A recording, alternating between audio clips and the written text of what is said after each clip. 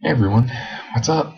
So I thought for this video I would talk a little bit about Flames of War and their new upcoming starter set, also called Open Fire, but it's significantly different this time, and I think you guys will be pleased with it as much as I am. So my history with Flames of War, once again, about a year ago when I got into Dork Club and things like that, I had been looking into some miniatures games. Well, probably around this time last year, maybe, a older gentleman was nice enough to bring in a World War II miniatures game where we used little metal miniatures and we played Germans against Americans, and he had some nice terrain and everything looked really nice. It was fun. I remember, I think that was my first real sort of miniatures game I played like that. And he had given us rule sheet and stuff, but one thing I learned is it's hard on the spot to teach people war game rules, or at least people like me.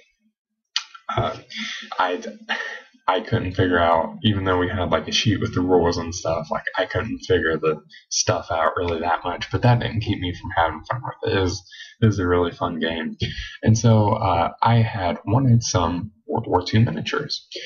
I looked at a couple different options. The problem was that a lot of miniatures, especially things like Games Workshop, a lot of big miniature companies are overseas in like the UK and things like that. At least in my experience, that's what I found.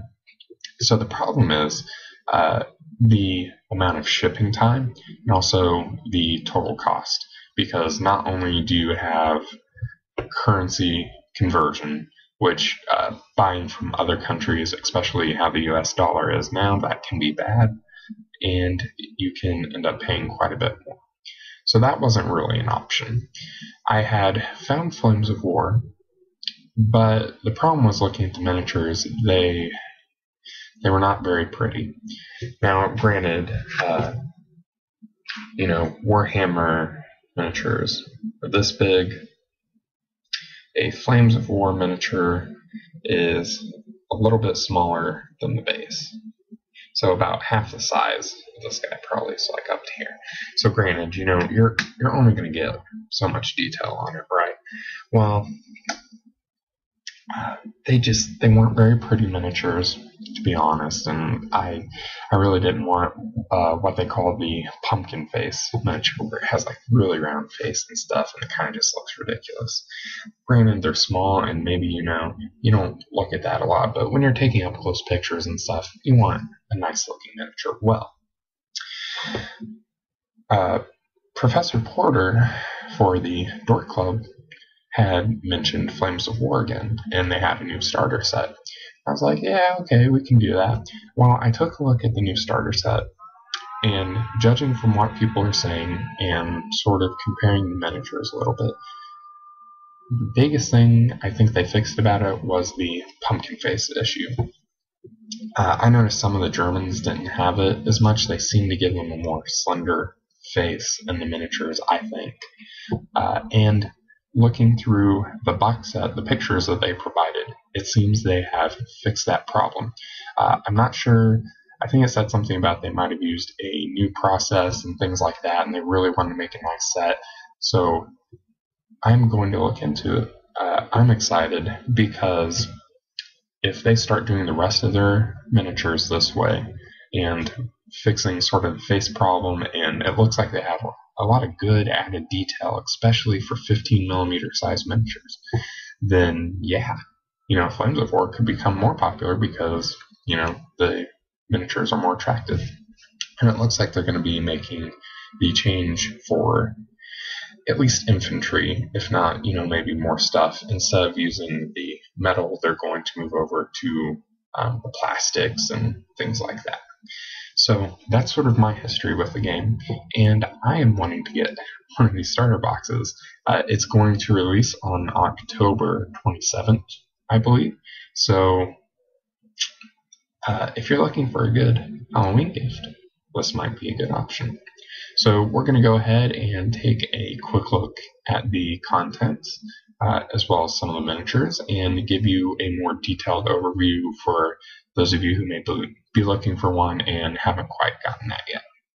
So we're going to go ahead and look at some pictures here. First we'll start with the cover art. Of course, I like the cover art. You know, it's nice, and I am a fan of World War II, especially, so I like that they have the Browning machine gun, the Thompson, and the bazookas, and, you know, they have the British over here as well. They did a nice job with it. The artwork looks really nice, you know. So that's good, that's attractive. But what we're really looking for here, if you look at the bottom left and the bottom right, it tells us what comes in the box. Now, what I ended up finding with this, it comes with about 800 points for each side, which is just below the recommended sort of minimum force, which is about 700 to 1,000. But this is, excuse me, this is not counting maybe any upgrades or anything you might have with it, which we'll talk about later. So that was nice. Another thing I noticed, the unit composition. It gives you two sort of, I guess, different play styles. Of course, you're going to have that with different factions, but by that I mean you have 6 Sherman tanks for the American and British forces. You have 2 Firefly tanks, which are like tank hunters, and you have about 32 paratroopers. So what you're going to be looking at on the British-American side is a more tank-heavy or tank-reliant list.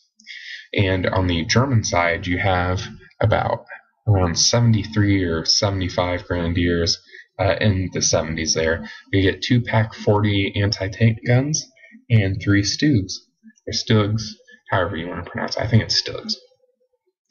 So, and that equals about 800 points too. So I really like that they included a lot more stuff. It's an actual starter set, because the other starter set that I think was called Open Fire as well, it came with 5 tanks total. One side got 2 tanks and the other got 3. Now granted, it was cheap, and maybe a good way to get started for people with less money, because it was only $20 or $25, and I think you can still get it. But most people that get started in a game, like with Warhammer and stuff, you want something you can actually fight with when you're going to buy it. Now granted, you can buy companies and stuff, but one thing you sort of learn as you do your research is that you don't just want to buy a company or platoon or whatever it is, because there are certain lists and certain eras and things like that, and we can go over that another time. But right now we're just going to sort of focus on the starter set. So anyway, you get 800 points per side, just about. Looking at the back of the box, shows all your miniatures here. It looks pretty small. 800, I think 800 would be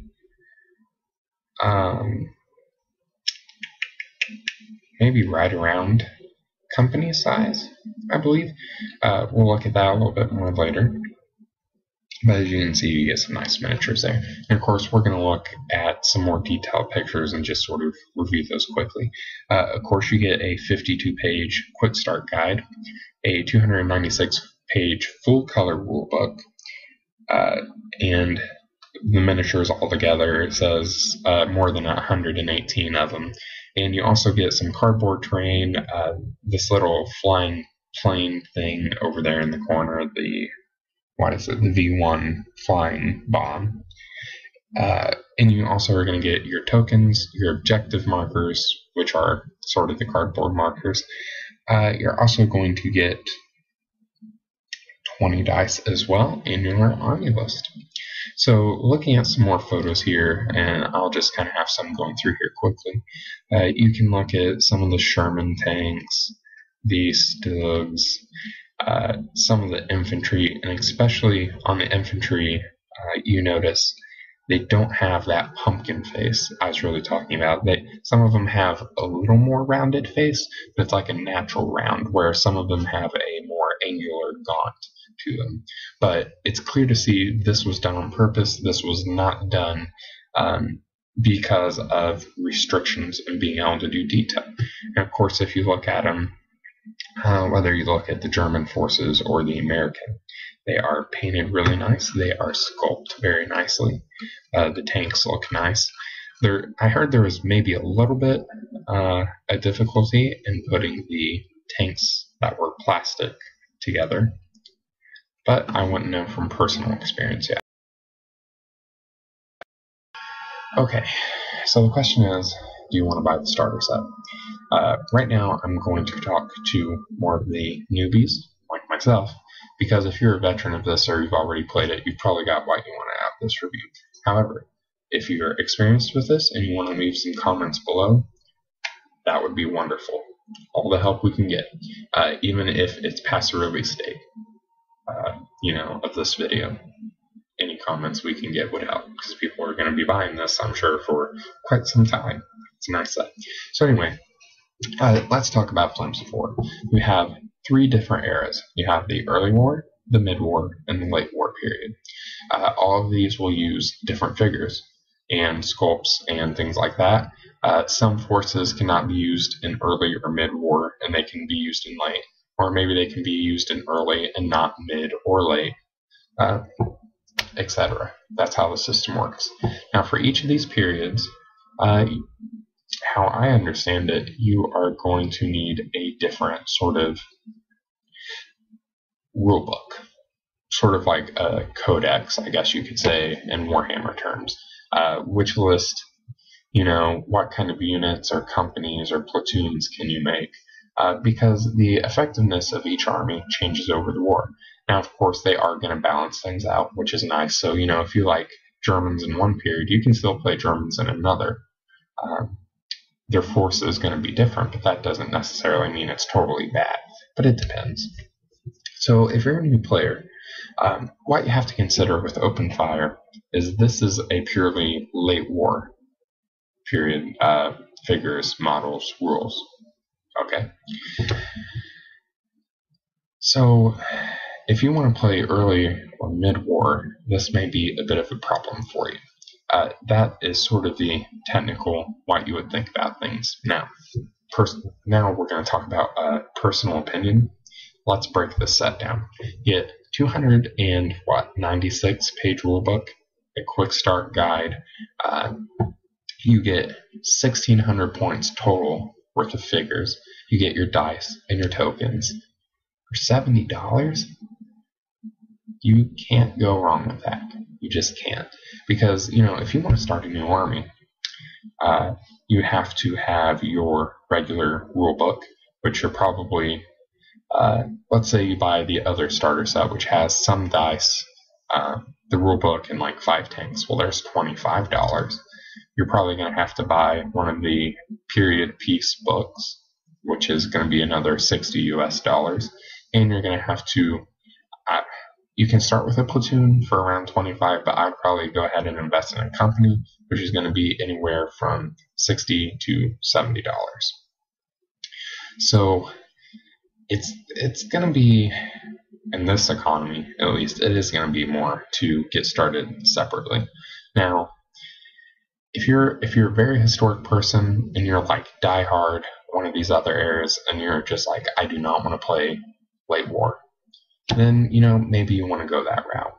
But breaking the value down of this set, to me, there is no reason why you shouldn't get it.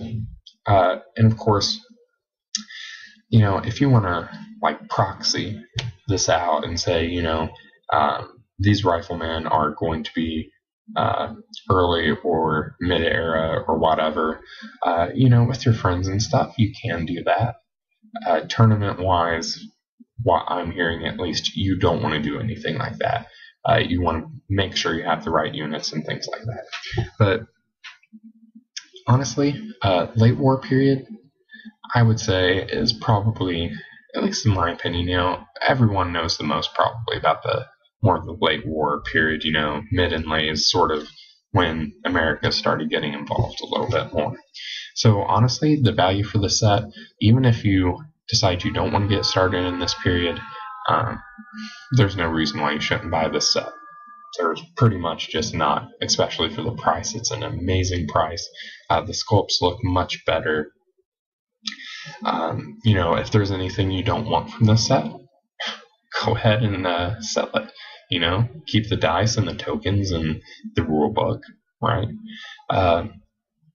Especially the thing is, depending on how much you do your research, you do not want to totally dive into a game without trying it, because you may find that you don't like it.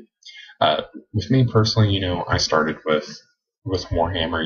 I got a Battle Force, and I've been piecing that together, but I know I like the game. I like the miniatures, and I just really wanted to play it, for me.